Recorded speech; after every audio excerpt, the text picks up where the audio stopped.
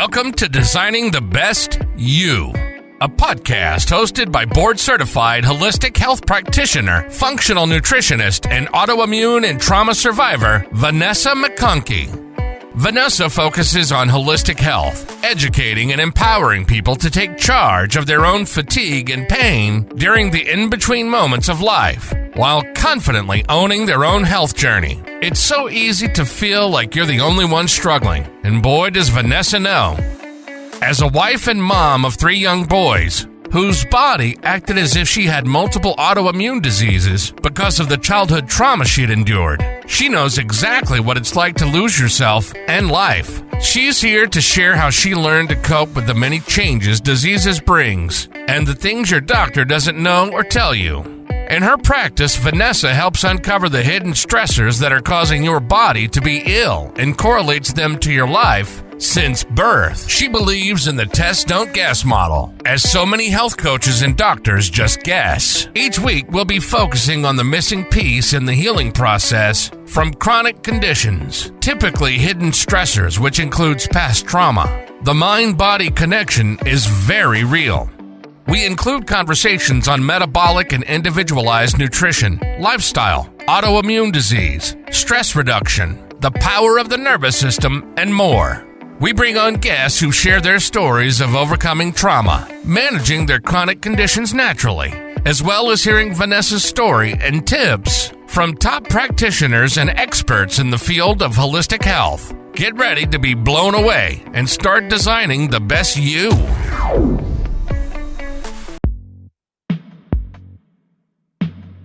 All right, guys, welcome back to Designing the Best You.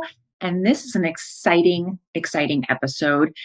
I usually don't say exciting about myself when I'm doing solo, but I say it about the guests. But this one is exciting because it is the finale, we'll say. Not going to say finale, but up to recent what my story has been. So we left off last episode, season 4. Yes, we're in season 4, episode 2.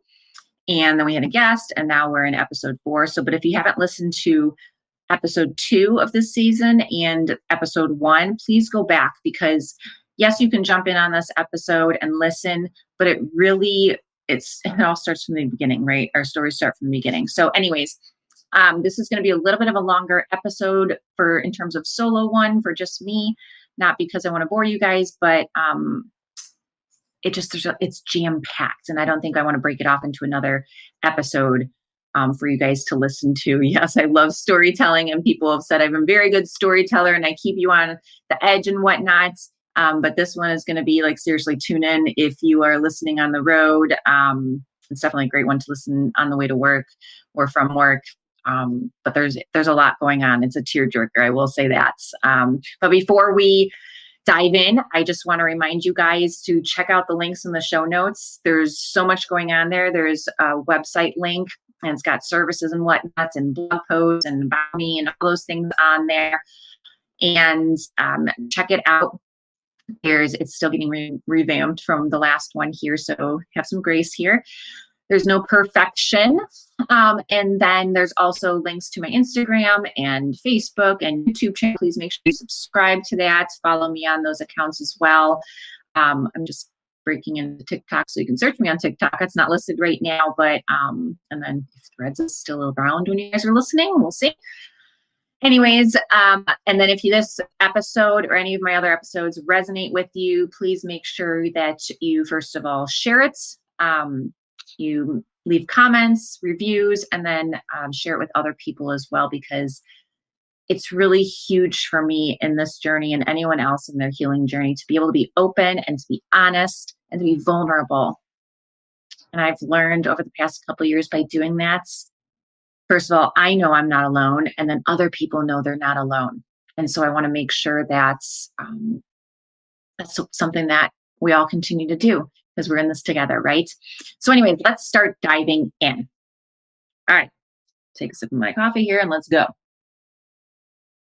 It's not really coffee. I don't drink caffeine anymore. It's mushroom adaptogens. So anyways, in the last episode, if you go back and you listen, we ended with my second pregnancy. Okay. That pregnancy, that child was, came out of the womb crying. I love him dearly. Came out of the womb crying, nonstop, still 6 years old to this day, more on the sensitive side. And we're learning to manage that. And I found out that was something that I was as a child as well.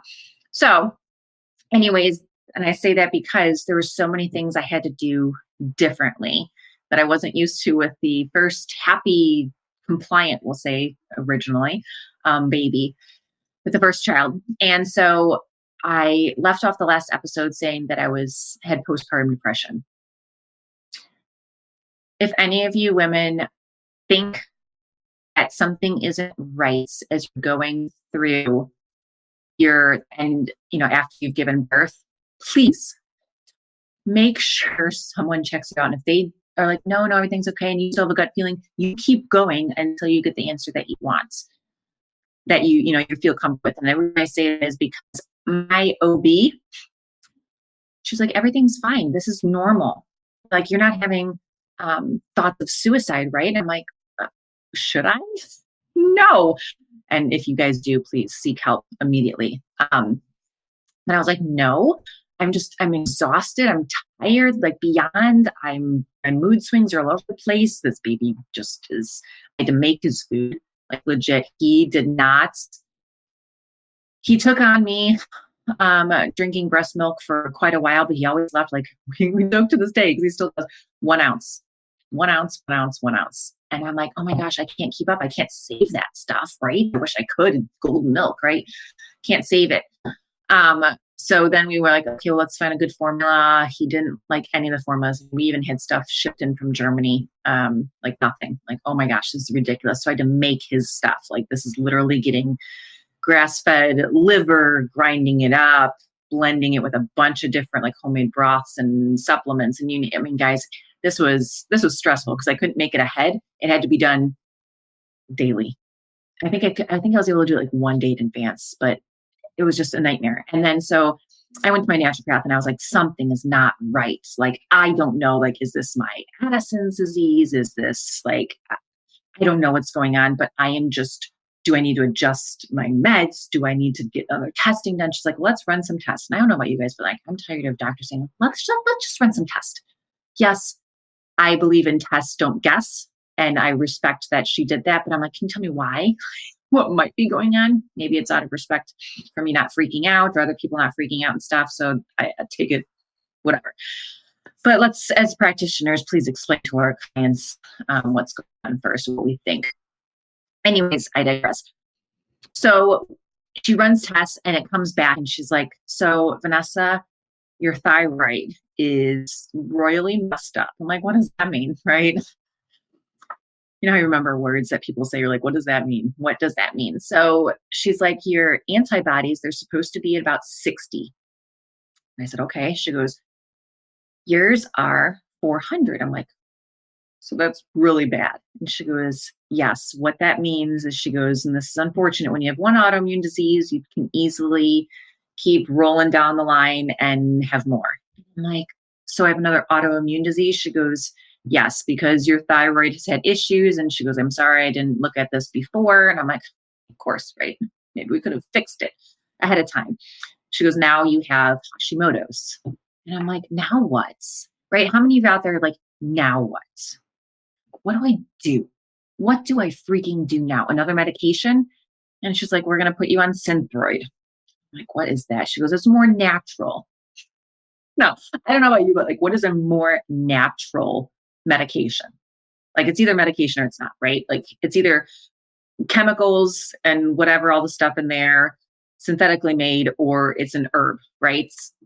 Anyways, so I was like, fine, is this the only thing that we can do? She's like, yeah, and reduce stress, which I know as a new mom, you really can't, and we also did a food sensitivity test at the same time. And she's like, yeah, and right, you can't have any gluten at all. I was like, oh my gosh, right? And I don't know if I mentioned that in my last episode or not, but yeah, no gluten, no eggs, no dairy.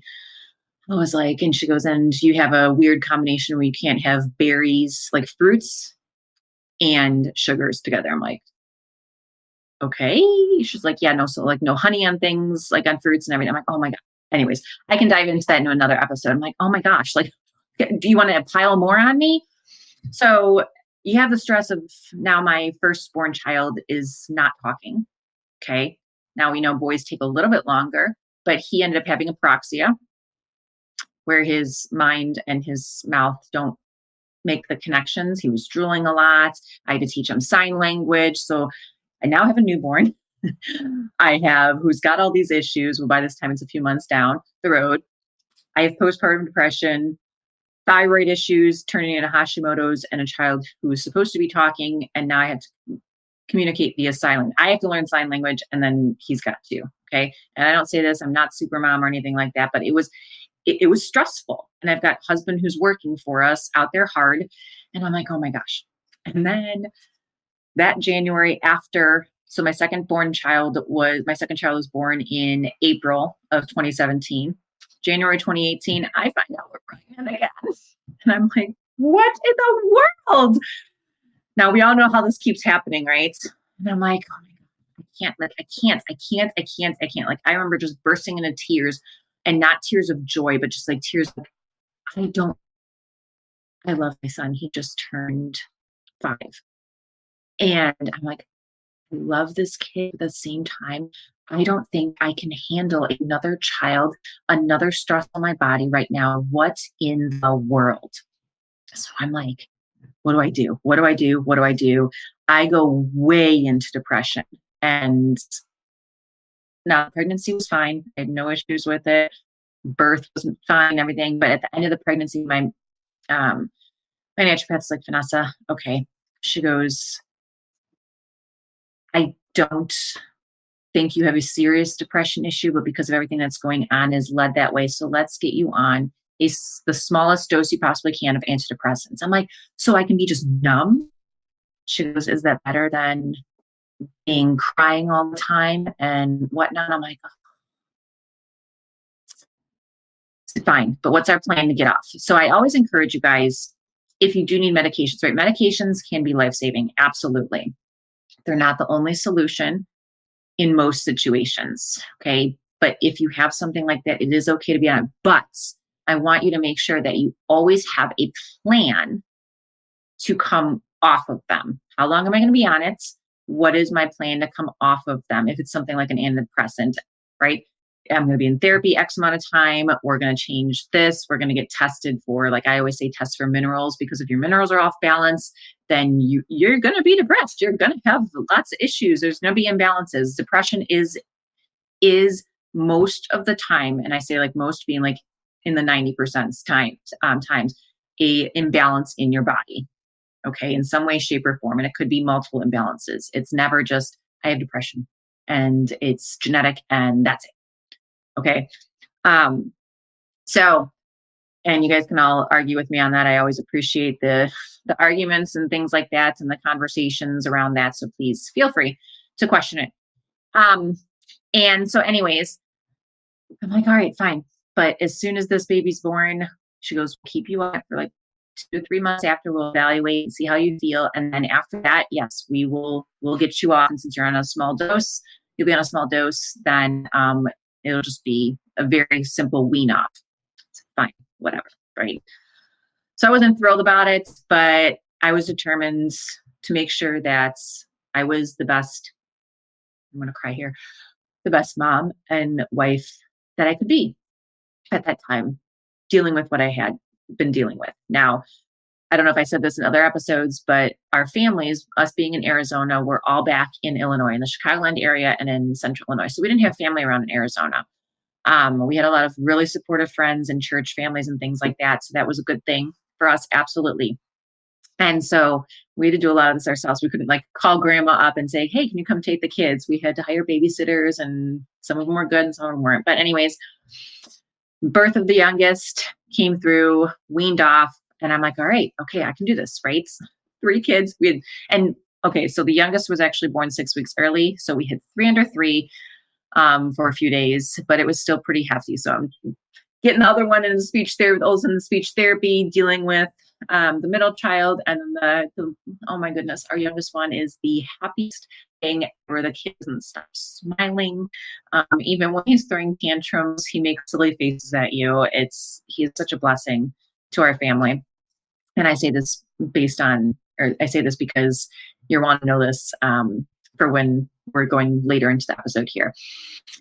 Anyways, so fast forward a couple years here, and doing the mom thing, the fabulous COVID hits, and I'm getting excited. I'm like, okay, my youngest, who's been in special needs preschool, has done great with speech therapy. He's going to kindergarten full time. Oh my goodness, I am so excited, right? At least then it minimizes. You all know, if you have more than 2 kids, you're like, if you can separate at least one and you have just 2, it's beauty. It is so beautiful because they can just play with each other and they usually don't argue too much, right? So I'm like, this is great, right? And then COVID hits and you're like, and then everyone's at home. So now husband's at home, kids are all at home. And I'm like, and then I had neighbor kids too. And I'm like, oh my gosh, we are back to the high stress. And I'm trying to be happy about it. I'm like, okay, this is great. We can still at least be outside here in Arizona. Other places can't. Oh my gosh, this is great. Okay, well, let's do this. We can do this. Not too bad. Okay, here, one kid here doing their stuff. My youngest 2 were learning from mine. I've got neighbor kids over here. Everyone's learning. Okay, great. This is great, right? We got this. My husband had gotten COVID. The kids had it, and they weren't symptomatic. So then, of course, when we were able to go back into session, they could go in. I'm like, okay, so now we're back again. And I was like, right, as a mom, we all know this. As a mom, you're like, I don't have a choice. I don't really get to be sick. So if I've got one adult sick, and we can't bring another one in the home, right? But one adult sick and the kids have to be at home, I don't have a choice.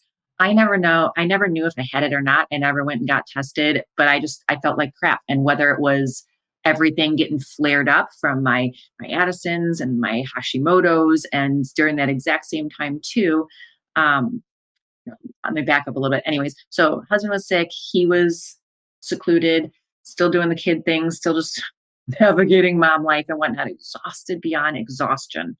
I mean, I was like, I don't even know what way is up. And everyone was fed though. Everyone, they were clothed most of the time with boys, right? School was doing their thing. Everyone was learning. Kids were laughing, playing. Everyone was safe. So then that year, I was like, what's going on? Like we had COVID started. The COVID restrictions were lifting. People are getting to travel and stuff again. At the time, my best friend was getting married in Cancun. She had postponed her wedding. And I'm like, oh, this is great. Okay. We will have my parents come out to Arizona, watch the boys, the people that I trust. We have them watch the boys for 6 days or something. We were gone. We got our passports, all the things updated, exciting. Me and my husband hadn't been out with each other for years. I mean, we've been on like little dates, like a couple hours type thing. And I'm like, okay, right? Got this, right? Got it. This is going to be fun, right? Parents coming to town. Boys are excited. Nana and Papa are there. My husband, I'm freaking out the first time I get to be without my kids. The nervousness of that. So you're like, oh my gosh, I'm out of the country. Are they going to be able to get a hold of me? And my husband reassured me everything's okay. My parents reassure me, like, we did have kids before. We do know how to handle this. I'm like, yeah, but you're older. And they're like, it's okay. So we went to Cancun, and I don't drink much, but I enjoyed some of the time that was there, and enjoyed the friends, enjoyed the beautiful weather, the beautiful place, enjoyed time with my husband.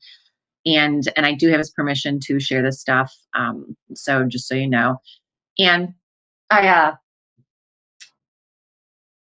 he had gotten very, very drunk on the wedding night, as most of the people were. And I was like, okay, right, because it's all inclusive in Cancun. And I was like, this sucks. Like, this was the first time he was around my friends that I grew up with. not the couple that were getting married, he already knew them, but I was like, this is embarrassing. Like, okay, whatever. One night I addressed it when he woke up in the morning. I'll never do it again. I'll never do it. Never, never, never. Now, I had also heard this 9 years prior. So I was like, okay, all right. So I was having a little bit of like PTSD around that. I'm like, all right, I'm not feeling too hot about this, but okay, fine, whatever. Forgiveness, move on. That's what I'm taught. So fast forward, we finished the rest of the trip there, came home, and my parents are like, okay, yeah, we've had it. We're good. We're going home. Thanks. Have a nice day. Thank you for taking care of my kids. Okay, moving on. Dive right back into everything. We had just changed schools with my oldest because of some mask policies, and with his apraxia, he still struggled with breathing. And so there was a little bit of stress around that. Came Thanksgiving time, and we went out on the Wednesday before, and my husband's like, I can't even go out to eat. Like, I'm going to sit in the car. And he got so sick that night. I was like, is this from like Cancun? But it was like 2 or 3 weeks ago. What the heck? Then Thanksgiving, the kids were sick. I'm like, well, I guess this is easy. Weren't having anyone over, and I don't have to really, I'll cook for leftovers, but I don't really have to stress out over it, right? So everyone's sick. Okay. We all know how this goes. Again, mom can't get sick. I just wasn't feeling too hot either. But I'm like, all right. A couple weeks go by. Right, we're getting ready for the Christmas holiday, and I am getting really sick. And I'm like, okay, well, typically what has happened in the past is everyone else gets sick, and a couple weeks later I get sick, and it lasts longer for me. Anyone else with autoimmune conditions, you're like, man, why do I get sick and stay sick longer than everyone else? Immune system, guys. Your immune system is compromised. There's so many other factors that I can go into in other episodes, but your immune system is compromised. And so you struggle to fight a lot of things, and it just takes longer to heal. It just really does.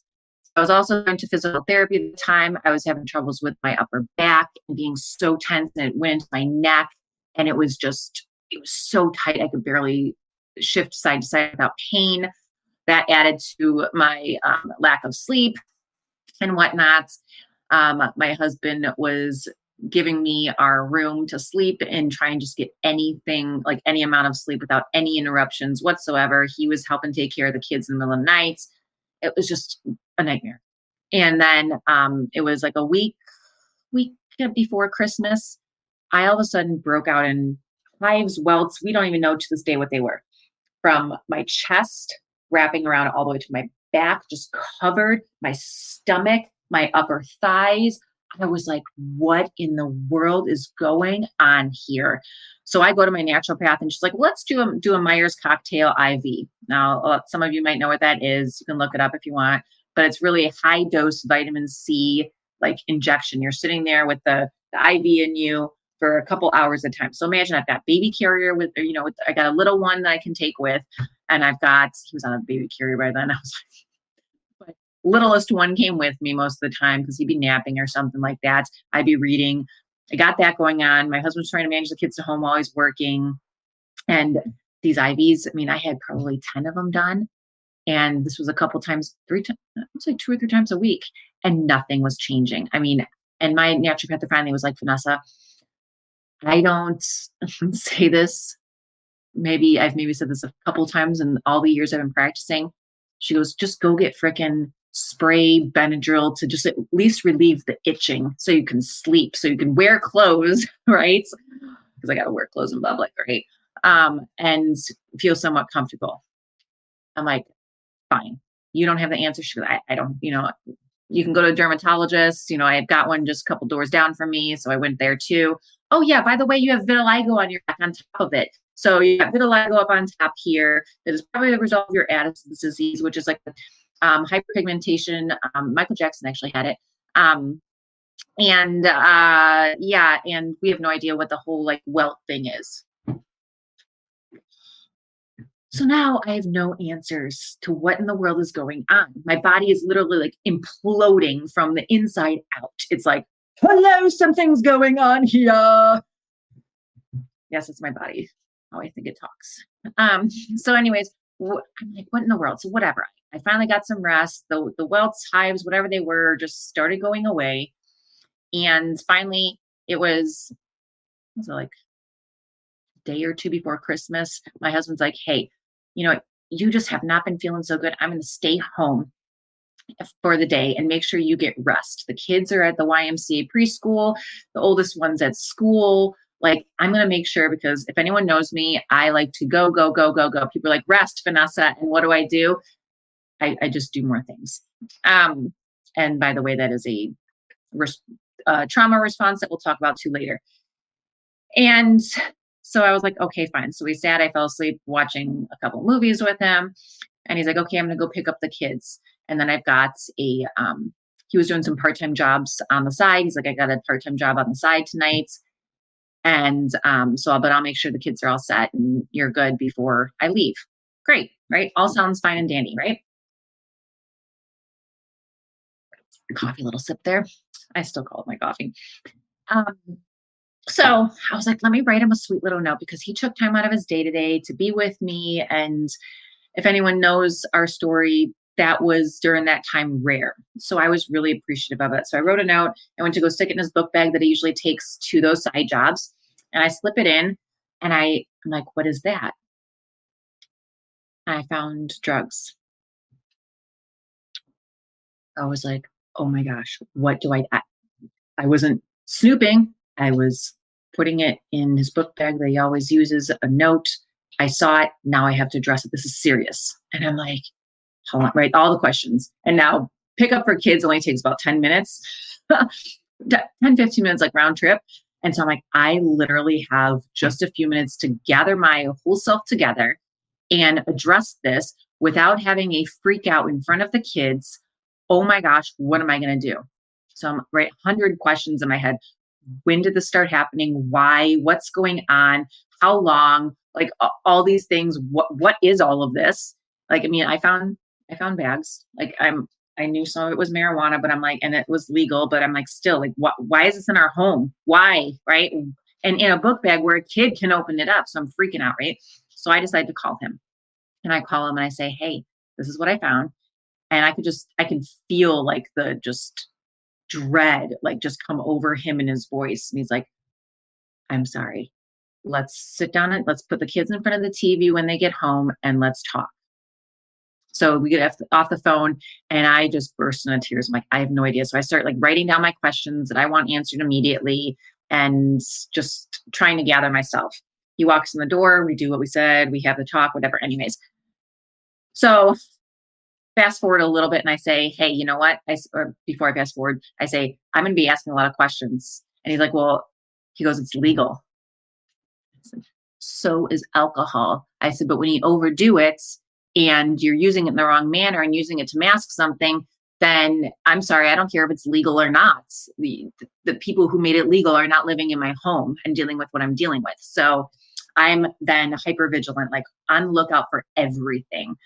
And so at the same time, I think, well, not at the same time, maybe just right prior, he had convinced a therapist that he had ADHD and to give him Adderall. So now he was doing, I also found out a lot of alcohol at night, and the smoking marijuana and sleeping pills all at night and taking Adderall. And I'm like, holy crap. And I had just been working on my functional nutritionist certification. And I'm like, okay, y'all, this, like, with all the medical knowledge I know from my personal stuff and from like, this all like reacts in your body like crazy. And anyone who's medical professional knows this. And I'm like, how in the world? Oh my gosh. And so I start talking to people at the church and learning what in the world, like an addict thinks like. And I've been recommended to some groups and learned all the things, walked myself through AA stuff, walked myself through Celebrate Recovery things, walked myself through chemical imbalances that could be in someone's body who's an addict, and just learned their behaviors. They're very predictable. So anytime he did something, I pretty much knew exactly what he was going to do or say next. And I had to learn those patterns. And I say all this for a reason. I'm not saying this to oust him or anything like this. He knows this. I had to learn the patterns. And what they typically do is they busy people in their lives so that they can hide some of the other things. We found that he was hiding. He had racked up credit cards. He had been going out to get things for the family, but in addition, loading up for himself. I had friends who'd said, look in golf bags and toolboxes, you'll find more. Sure enough, I did. So then the anger and the resentment in me got to be really big. And then the stress, right? Stress, hypervigilance, all those different things. And I was like, oh my gosh, all this stuff was here when my parents were here. And the kids had access in the golf bags. They play with the balls and stuff all the time, right there, right there.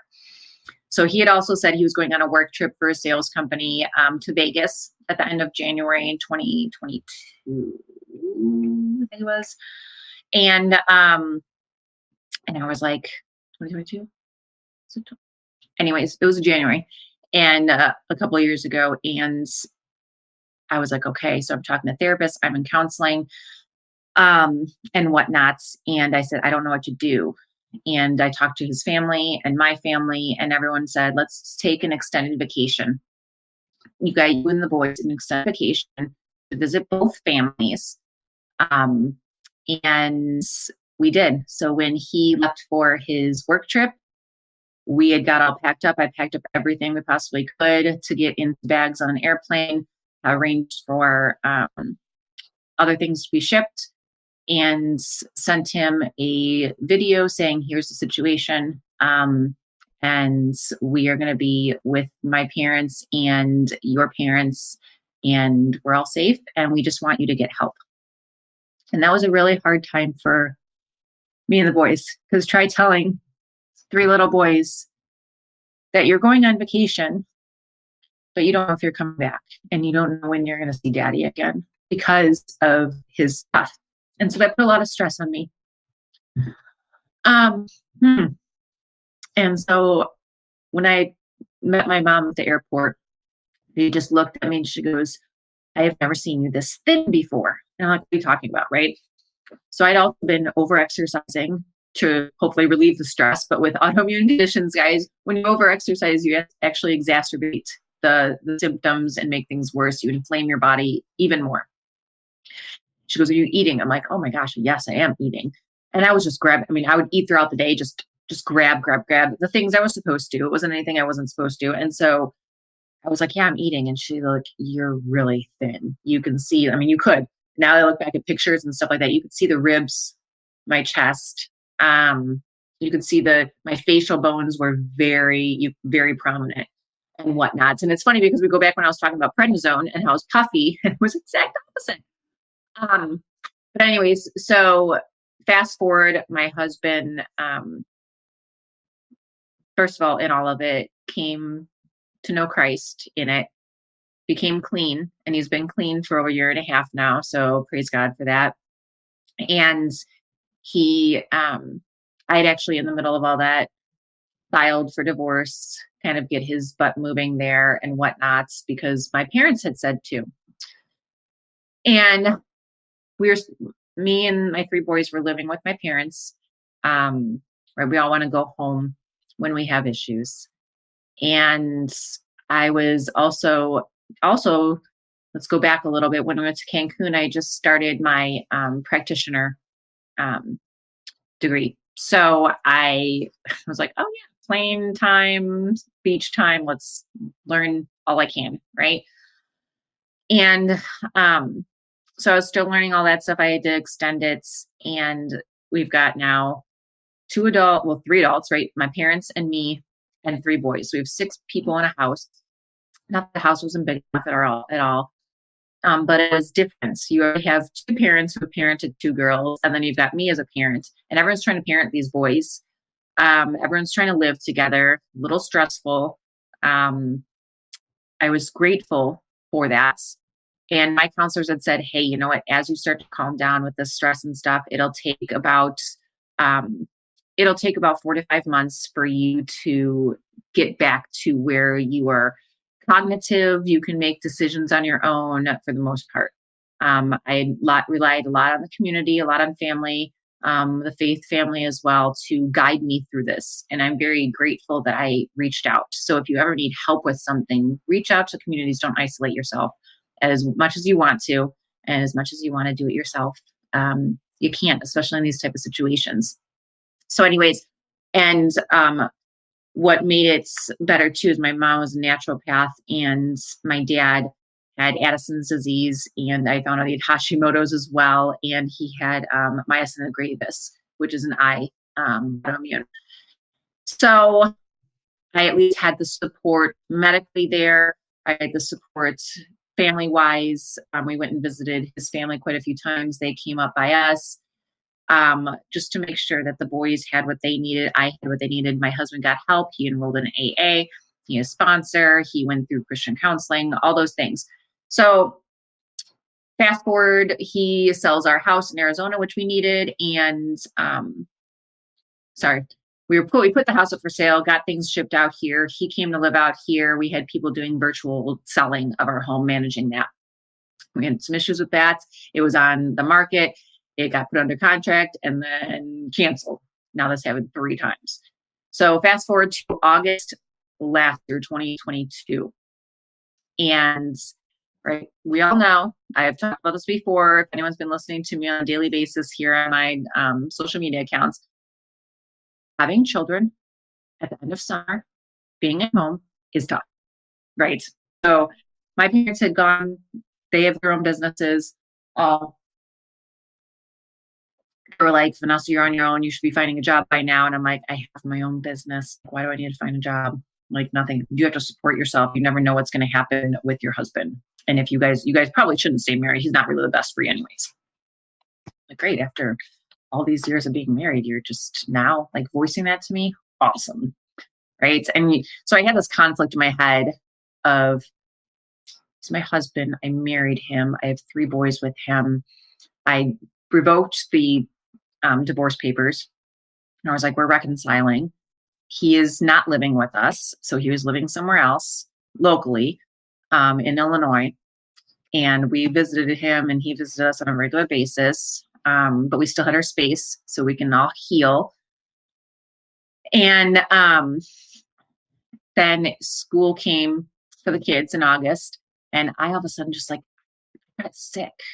I was like, man, what's going on? August, I have 2 boys' birthdays. And I have my birthday and school starting all within the matter of 2 weeks of each other, y'all. So it's exciting but stressful at the same time. And my parents, I want to say they tried their best. Deep down, I want to say it. But I don't always feel it. And so anyways, our house was under contract for the 3rd time. Boys had just gone back to school. I just had all the boys in their at least half-day preschool for the youngest and full-time for the 2 oldest. I'm like, oh my gosh, I have a couple hours to myself each day. This is a beautiful thing. All you moms know what that feels like. And some dads too, sorry. I don't want to, parents. And so like, okay, this is great. But I was getting sick. And so the kids had gone to school. They had started Tuesday, Wednesday, Thursday, Friday that week of first day schools. I was just not feeling good at all. I'm like, oh my gosh, I'm just sick to my stomach. And we always did Taco Tuesday with my parents. That was the one meal the entire week that we all spent together. They'd come home, we do Taco Tuesday. This Taco Tuesday, so it was the boys have been in school week. My dad came out of the laundry room and he had this big bag and it was full of all these like just sombreros and maracas and these stick-on mustaches. And I'm looking, what the hell is going on here? Like, what are we really celebrating here? So I was not feeling good inside. It was not. Okay. So I'm already sick, not feeling the best. And my mom's like, hey, we just wanted to have some fun. Your dad was thinking this today. I was like, okay, all right. Okay. She's like, don't worry. Just enjoy the meal. We'll clean up. You just get the boys to bed and then, we want to talk to you. And I was like, oh, and there it goes. We want to talk to you. Okay. Side note here. Any of you as adult children now, when your parents say, hey, I just want to talk to you, get a sick feeling in your stomach. I do. Because it was never a good thing in my home when your parents said, hey, I want to talk to you.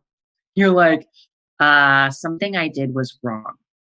And so I'm like racking during a meal that's supposed to be fun. And even the boys were kind of looking at me like, what is this? But they were joining in. And so they sense something too. Kids are very smart and they sense things. And so I was like, what's going on? What did I do? What did I say? What did I not do? Oh my gosh. Now, even throughout the whole summer, my dad would send me text messages. Hey, can you do this? Hey, move your car to the driveway. Hey, blah, blah, blah. Hey, the boys did this. You need to yell at them. And he would yell at them too. And I'm like, okay, something is not right. Did I miss something because I'm not feeling good? So all these things and my stomach's getting tighter and tighter and tighter and tighter. And I can feel in my neck. Remember how I said I had physical therapy and stuff in my neck? Even when I moved back to Illinois and I went to a new physical therapist, the first one had said, she goes, Vennessa, she goes, I can just feel something isn't right with you. And I said, what do you mean? She goes, something in your family or something like that. Now I told her about my husband. She goes, no, it's not that. She goes, but something has got your body just stuck in this like freeze stage. Like it does not want to heal. And I'm like, okay, I thought she was a little cuckoo. And I'm like, but maybe she's right. So anyways, so fast forward to this, my neck's getting tight, my back's getting tight, my stomach is clenching. And so I get the kids to bed. They were still awake and a little crazy and whatnot from my parents basically hyping them up. And so I go downstairs and usually my parents, they're cleaning up. They've got the TV on in the background. And this time it was all cleaned up pretty quickly, which is weird. And the TV was off and they're both just sitting on the couch. And I'm like, now this is about almost 8:00 now by the time I came downstairs. I said, hi. They're like, hey, the kids down? I said, well, they're still awake. You guys got them a little hyped up. But, thank you for that, I think. And my mom goes, well, your dad wants to tell you something. And I said, okay. And my dad leans over and he's like, I just want to say you're doing such a great job with the boys. I said, what do you mean? And he goes, like, they're just well behaved and everything. And you're just doing such a great job. And I said, well, thank you. But I still had a weird pit in my stomach. I'm like, okay, this never happens. Is this like genuine, or not? And so I'm like, okay, thank you. And then my mom jumps in and says, but you know what?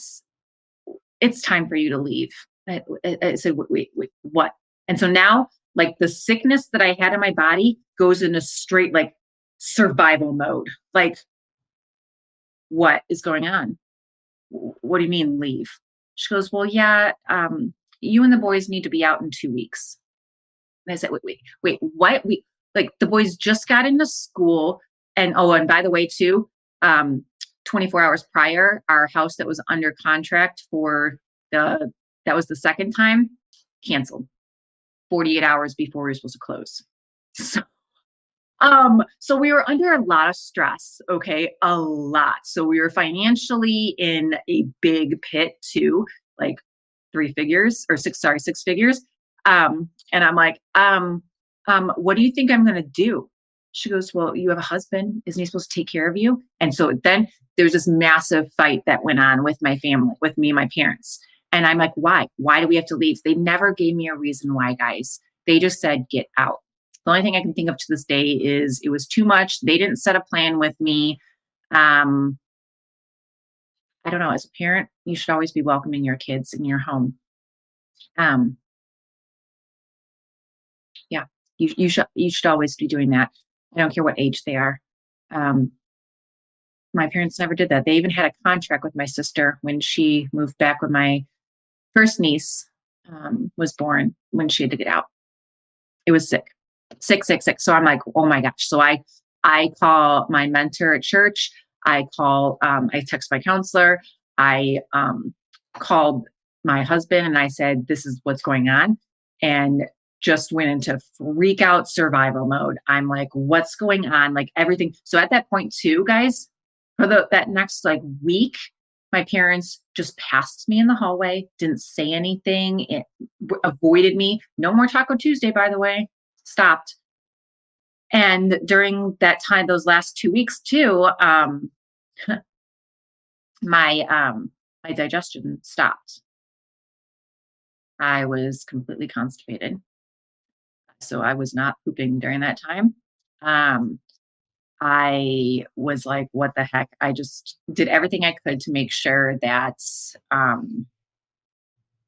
got my boys into a home that was safe. So I finally got out.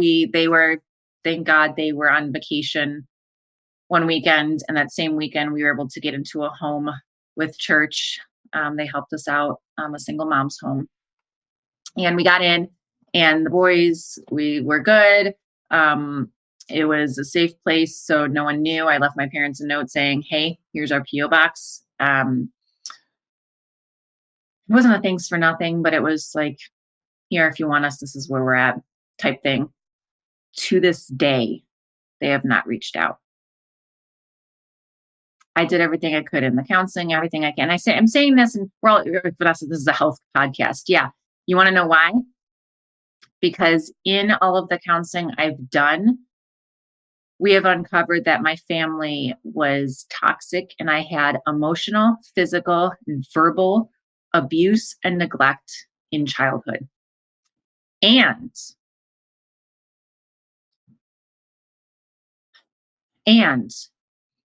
because of that, because my parents didn't deal with their own traumas, my mom was physically abused. My dad, he didn't talk much, but was definitely verbally and emotionally abused. They didn't deal with their own stuff. My mom claims she did. She went through counseling. Her old counselor is actually my counselor, so I have a little bit of insight there. HIPAA protected, of course, or client protected, of course. But my dad never did. I had asked him when I was going to a recovery group at church, Celebrate Recovery. I asked him to come. I said, Dad, I want to rebuild our relationship. You hate me and they're just going to tell me what's wrong with me. No, they're not. They're going to help you uncover the struggles that you're dealing with and help you create a roadmap to recovery. We all need it. Because I was going originally because I was resentful towards my husband. And I uncovered a lot of things. We're human. And so he went for 3 weeks, guys. So he thought he was better than everyone else, was too busy to build a relationship with his daughter. And I say all this because it affected me. The emotional stress, abuse, neglect. My mom admitted when I was living there too, that she's like, Vennessa, you were always too much for me. You just always wanted to learn too much. I just couldn't keep up. It was stressful. She admitted leaving notes for me as a little girl. She's like, when you would wake up from your nap, you'd have a note and I would just go to the grocery store and tell you what time to look at on the clock as to when I'd be back. How sick is that, by the way? How sick is that? Your child is too much. You can't handle taking her to the grocery store or even calling a neighbor to come over. I'm sorry, I would never do that to my children. But that created so much. It created the hypervigilance in me and suppressed my nervous system. Guys, our nervous system is a beautiful thing. It is supposed to be up and down, up and down. When there's a threat, we're supposed to be hypervigilant. We're supposed to be in survival mode, but we're also supposed to come down from that, come down to a safety spot in our homes. That's where it all starts, our homes.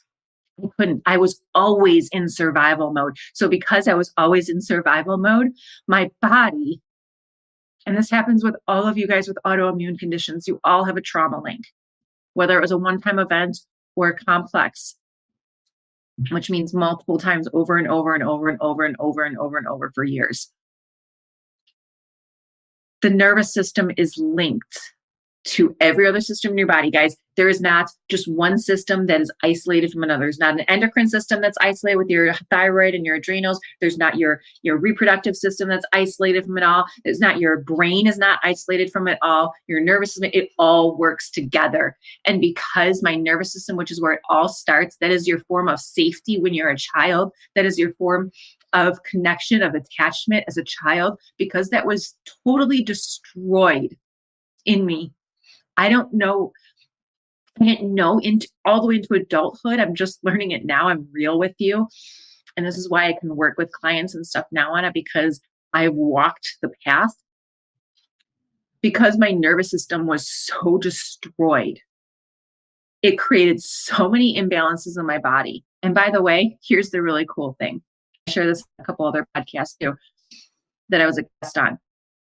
I've never had Addison's disease. I'm gonna let that set in for you guys. I never had Addison's disease. Too many people, it is a very rare disease. Too many clinicians are quick to diagnose people with Addison's disease, adrenal insufficiency, because of one lab that they run, which, by the way, you should be running multiple before you confirm anything. And I never diagnose anything, guys, ever. I treat imbalances in your system. I recognize them. I dive deep. And you know what my root cause was? I thought it was just, genetics. My dad had Addison's disease. My dad had Hashimoto's. My sister has Hashimoto's, or she has thyroid conditions too. I don't know exactly what. I'm sorry.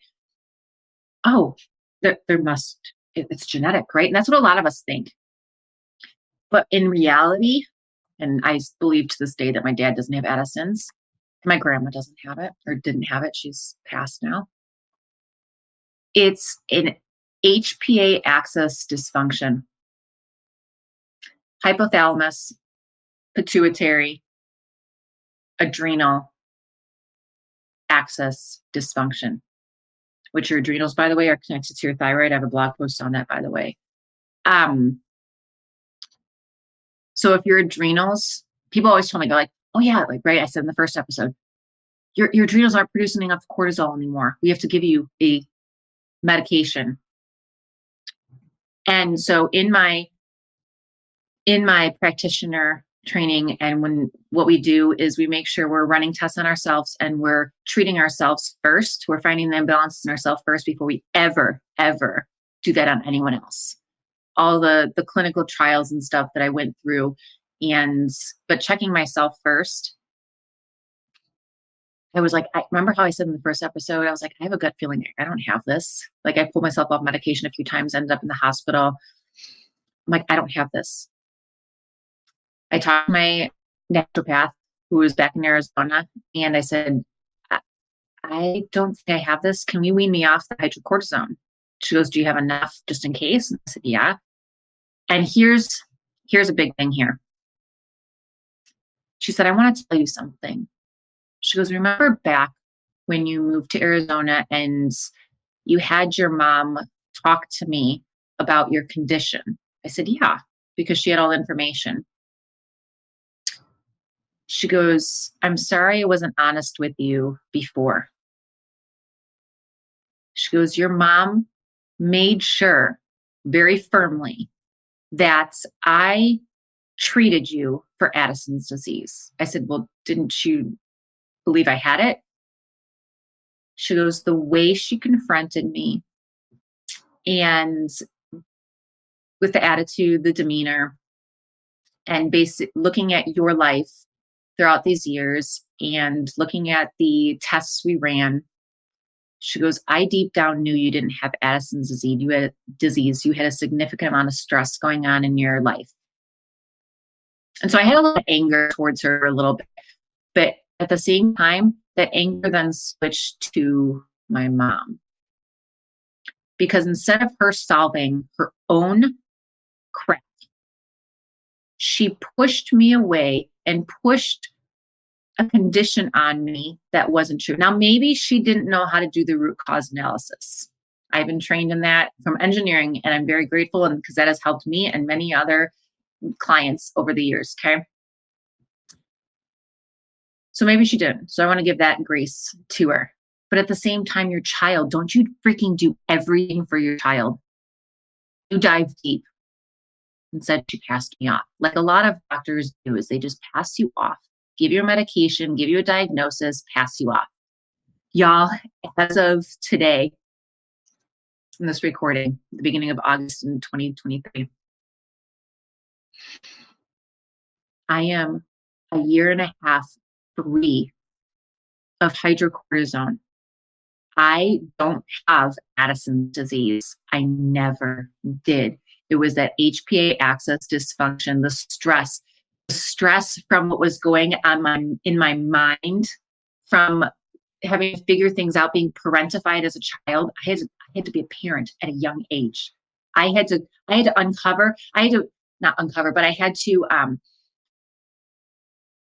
to be there for my parents' emotions.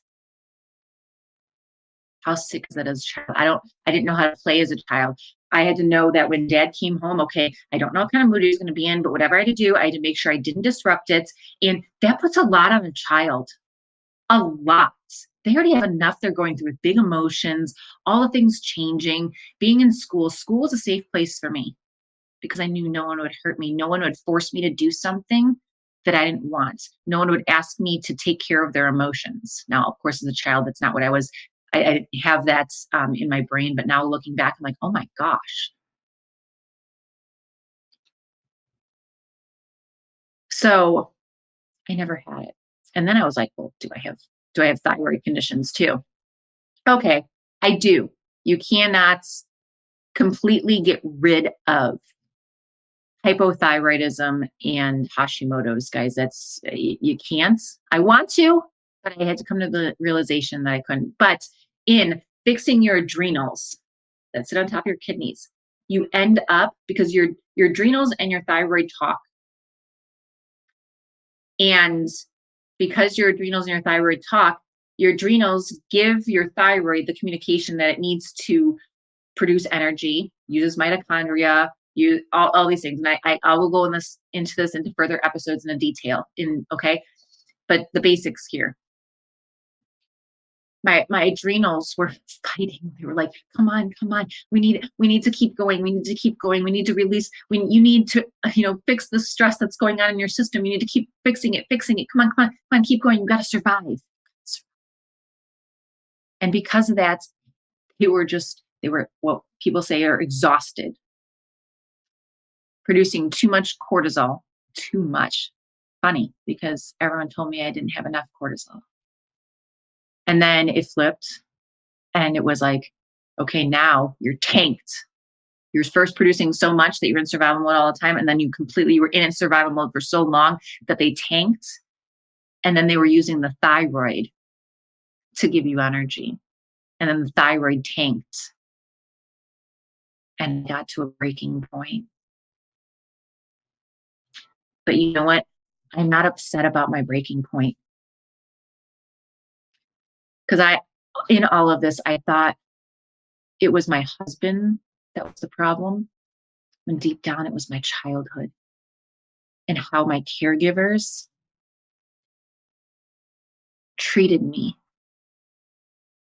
because they didn't fix their own problems. And you know what? Now I have been committed for 2 years now, committed to making sure that my kids know they are loved in their big emotions, that they are cared for, that they are safe.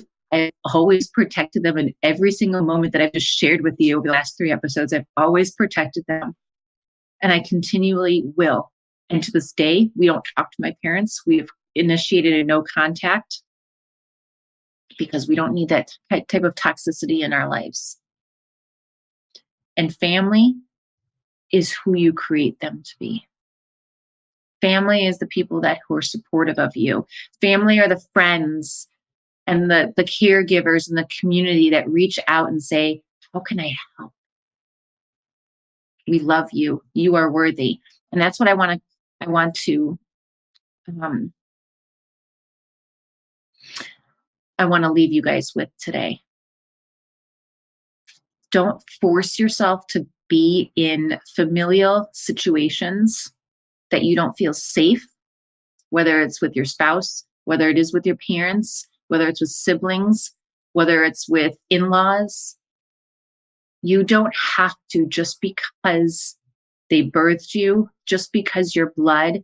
You don't have to have them in your life if they're causing you to be so stressed out and causing health issues. And I'm telling you, you can heal from that. And there is a link to the trauma that you've endured. And I say trauma, and it's not, it could be physical abuse, it could be sexual abuse. But the trauma, typically with like complex PTSD, which is what I have, comes, and the no contact, guys, by the way, I'm sure I'll get 1,000 questions on this. The no contact wasn't because I don't like my parents. I do love them. But now I have to love them from a far distance, because it was their choice not to break generational chains like I am. That's their choice. My choice is to change. And I'm telling you, from everything that I've endured, my body has changed in the best of ways. I am so grateful for our beautiful bodies that can heal. I am also 100% medication free. I'm not even on thyroid meds, by the way, for another episode. And I'm going to leave you with the fact that if you do need help, if you do want to uncover those imbalances and see how you can heal towards, I want to say heal towards, because we're never completely healed, y'all. Only when we're in heaven one day. But if you want to work on that healing journey with me, the invitation is there. The links again are in the show notes. And I hope that you guys were able to relate to me in some manner, feel me. And I want you to know you are loved where you're at. All right, so that is the end of my story. Obviously, there's tons of details that were left out, but if you want to work with me and you want to uncover all those imbalances and the trauma around it, I'm not a trauma therapist. I will refer you to some, but if you want to work around all of that and see those links, go ahead and reach out to me. I do have a discovery call listed in the show notes as well. And let's keep on discovering the best you, because guess what? The world needs you at its best. Until next time, guys. Oh my goodness, what another amazing episode. Well, thank you so much for joining us this week on Designing the Best You. Make sure to visit our websites listed in the show notes, where you can subscribe in iTunes, Stitcher, Spotify, any other feed, so you'll never miss a show. And hey, while you're at it, if you found value in the show, we would appreciate a rating on iTunes. Go ahead, screenshot this episode, tag us, and share on your favorite social media platform so others can find us too and get the help that they need. If you want to learn more, make sure you check out the show notes, where you can find links to our pages, as well as the opportunity to sign up for a free call with Vennessa. We cannot wait to see you on the inside. And remember, keep on designing the best you from the inside out.